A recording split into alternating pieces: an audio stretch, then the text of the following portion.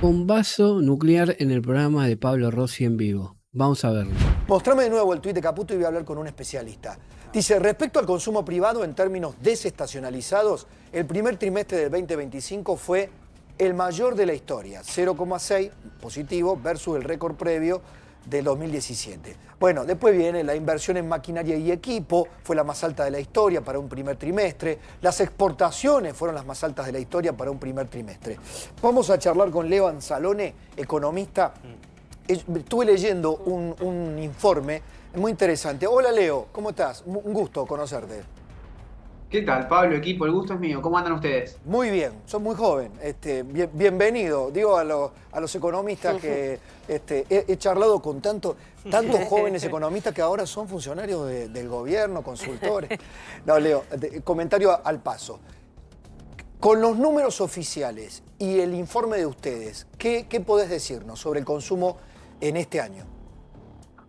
Mira, nosotros lo que intentamos hacer, Pablo, es sumar a la discusión pública, porque lo que veíamos es que durante los últimos, yo te diría, los últimos meses se venía insistiendo con esto que el consumo estaba reprimido, como decimos los economistas. Sí.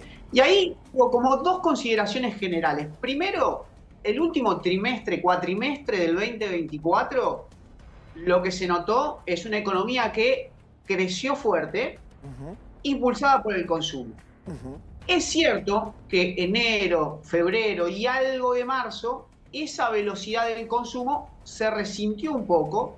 Nosotros creemos que porque todos los agentes de la economía sabíamos que algo iba a pasar respecto al modelo cambiario, sabíamos que algo iba a pasar con el dólar. Entonces, Pablo, si vos suponés que algo va a pasar con un precio tan importante como el dólar, tus decisiones de consumo y sobre todo tus decisiones de producción se posponen. Exacto. Para ver qué pasa. Para ver qué pasa.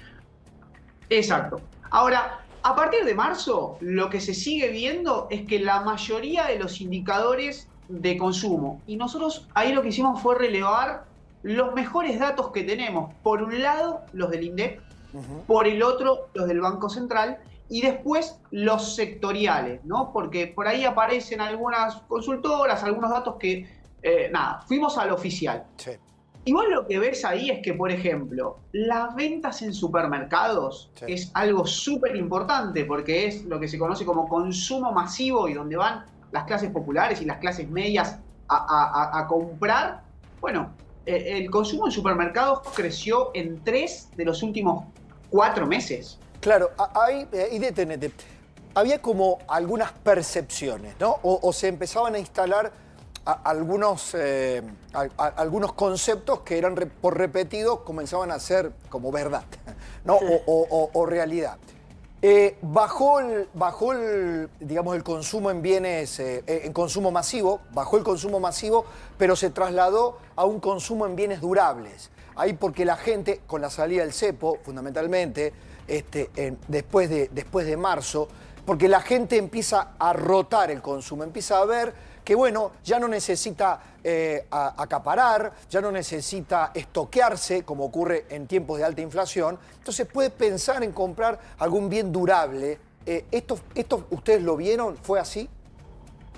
Totalmente. A ver, lo que se dio al mismo tiempo que esto que te decía, ¿no? Que, por ejemplo, para terminar lo anterior,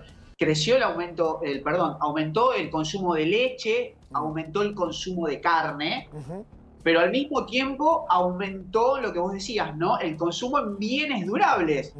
El patentamiento de autos, por ejemplo, sí, claro, o de moto, claro, también fue récord en lo que va del año y sobre todo el dato de abril, creo que es el último que tenemos.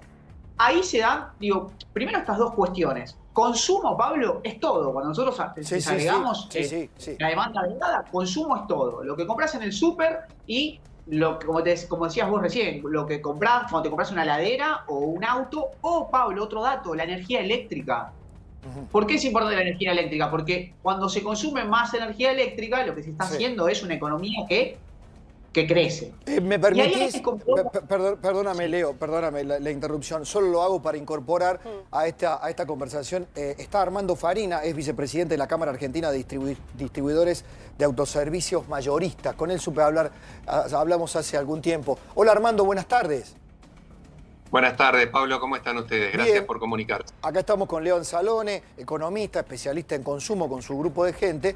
Bueno, tratando de analizar ya datos oficiales, ¿no? Creció 5,8% la economía en el primer trimestre, con consumo privado creciendo al 11,6%. Lo interrumpí a Leo y ya le pregunto a Armando. Leo, ¿el consumo privado en la estadística oficial crece de una manera, digamos, superlativa, y el consumo público no tanto? ¿Me puedes explicar eso? Bueno, básicamente es un gobierno que considera que debe, de alguna manera, retirarse un poco de la economía en términos de lo que es la demanda y que es el sector privado el que debe ocupar justamente esa parte que nosotros los economistas le decimos crowding out. Sí. Se retira lo público Sí. para que sea lo privado quien interactúa. Eso realmente ocurrió, digo, para reforzar lo que vos decías. Respecto al trimestre anterior, el consumo privado aumentó casi 3% y el público retrocedió 0,1%. Digo, tampoco es que estamos viendo algo descabellado. Pero tiene pero que sí ver con marcadamente eso, ¿no? diferente. Armando, ¿cómo estos números, cómo lo ven ustedes? Mira, Pablo, es muy interesante lo que contaban ustedes, porque lo que está pasando es un fenómeno muy particular que te lo brinda la estabilidad de precios, que le permite hoy a muchos consumidores a aspirar a algo un poquito más. Yo, para que la gente común, el ciudadano común lo entienda, te lo quiero explicar de esta manera. Antes, la mayor aspiración que tenía un consumidor básico, elemental, con sueldo informal, era lograr tener un par de zapatillas como la gente. Hoy esa clase de personas están buscando tener su moto. Entonces han subido un escalón y han resignado quizás el par de zapatillas. Lo mismo pasa mucho con la clase media, que antes la mayor aspiración era salir a comer afuera y nosotros veíamos los restaurantes explotados de gente. Hoy hay mucha gente que está aspirando un poco más, y por eso tenés récord en el patentamiento de autos y tenés los restaurantes vacíos, y están quizás aspirando a tener su primer departamento a través de un crédito hipotecario. Entonces empiezan a hacer más un ahorro familiar y salir menos afuera. Es muy interesante todo lo que está cambiando el consumo, incluso hasta la metodología de consumir, porque hay unas aspiraciones a tener un mejor performance a mediano y largo plazo con lo que está sucediendo, y lógicamente quizás eso nos repercute en comercios un poco más vacíos o restaurantes un poco más vacíos, porque la aspiración habitacional es mucho mejor que la anterior. Es una excelente explicación, creo que acordás, Leo. Mira, lo que acaba de decir es una clase magistral en lo práctico de lo que yo leí en el informe de ustedes, ¿no? Cómo cambia la matriz del consumo. Totalmente. Me lo voy a llevar para que me ayude ahora, que me están esperando mis alumnos que tengo que dar clase y explica mejor que yo. Pero sí, totalmente. Hay un cambio de qué se consume. A nosotros lo que nos parecía importante, Pablo, era explicar que todo esto es consumo, ¿sí? Digo, para hacer un aporte a la discusión y ver dónde estamos parados y tomar datos que sean consistentes. Entender que el comprar en el súper para comer azúcar, yerba, aceite, arroz, fideos, es consumo, pero también es consumo esto que te decía, el uso de la energía o las motos, claro, o los autos. Claro. Y yo le quiero agregar un dato más ahí, digo, no solamente el repunte del consumo viene dado por la estabilidad, sino que también viene dado por algo muy importante, algo que está creciendo con fuerza desde el año pasado, que es el crédito. Claro. El crédito es muy importante, sobre todo para lo que nosotros hablábamos de comprar una plancha, una heladera, o un auto o una moto. Pero también es cierto algo que Armando lo sugirió recién. Cuando, por ejemplo, hubo tomadores de créditos hipotecarios, muchos jóvenes, ¿no? Desde el año pasado, segunda mitad del año pasado hacia aquí. Esas parejas jóvenes, en muchos casos, parejas, empiezan a hacer un presupuesto familiar, y la cuota del crédito, que saben que está yendo a un bien durable que parecía inalcanzable, empieza a partir de ahí empezamos a restringir. Lo acaba de decir Armando, cambiaban las zapatillas, no sé, X cantidad de tiempo y bastante seguido. Bueno, eso lo resignamos, no lo vamos a hacer. ¿Por qué? Porque logramos esto otro. El punto es que ahí hay ganadores y perdedores, ¿no? Los restaurantes, dijiste Armando, en detrimento de otros, las concesionarias, los vendedores de autos. Estamos, a ver si me explico y se los transformo en pregunta.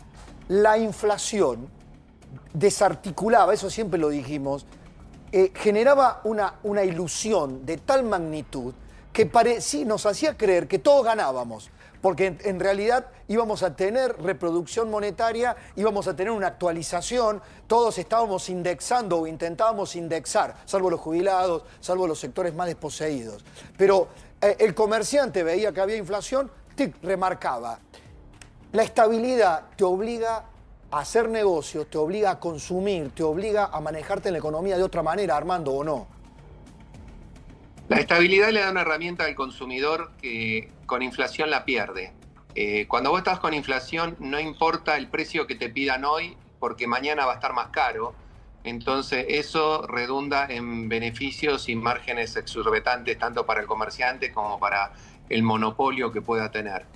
Pero hoy la inflación, al no existir, al sacarle ese impuesto que yo siempre digo que es para las empresas de servicio y para los trabajadores, genera una costumbre que ahora la gente puede tener una perspectiva de mediano y largo plazo. Antes vos los pesos te quemaban y si no los podías quemar porque ya había llenado la alacena, aunque sea te dabas un gusto chiquito, que era como yo te decía antes de comprarte una zapatilla de marca o de ir a comer a un restaurante. Hoy el esfuerzo vale la pena, empezás a tener una proyección, el ama de casa empieza a tener referencia de los valores. Al tener referencia de los valores busca la promoción de la mejor tarjeta, busca la promoción en el mejor momento para realizar la compra. Y acá hay un dato también que no es menor. Hoy el consumidor está comprando la necesidad día a día. Bien. Y eso también hace que consuma menos, porque antes abría la alacena, encontraba todo lleno de la compra del mes y consumía más. Ahora va haciendo la compra chiquitita todos los días y es mucho más austero y más cuidadoso en lo que compra y dónde lo compra y cómo lo compra.